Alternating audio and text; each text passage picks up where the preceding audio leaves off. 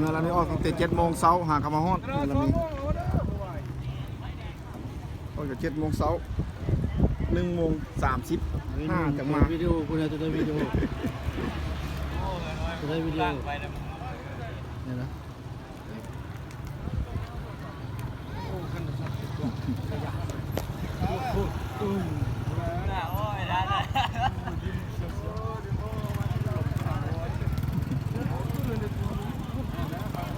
โอ้หน่วยรบพิเศษเลยหน่วยนี้พอตื่นเช้า รัดมีเดินซ้ายเงา น้ำจิ้มเลยหัวหน้า แต่7 โมงเช้า ทานสุรเซต น้ำโดยทานสุริเสกเครื่องกระนุ่ง มันครับตำรวจ ได้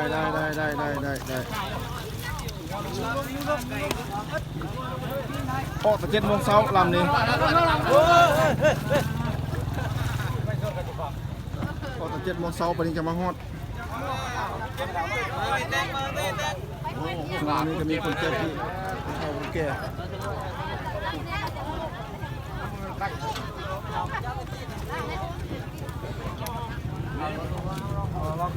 ทีมงานแห่งอนง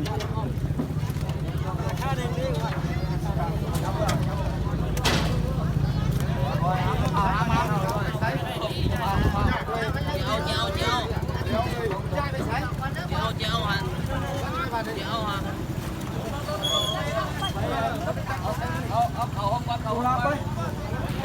ด็กผู้เฒ่าผู้แก่เนาะลายมือแล้วนี่ทีมงานแห่งอนงไปช่วยเหลือเอาออกมาอยู่ที่ปลอดภัยเรียบร้อย ต้องของการเมืองหมดแล้ว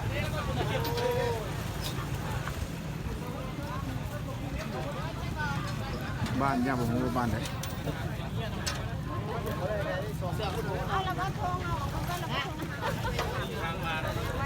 คนเล็กน้อย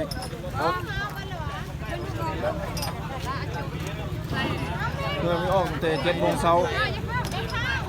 ตอนฮอด1 โมง 30จะเข้ามาฮอดถือว่าไกลสมควร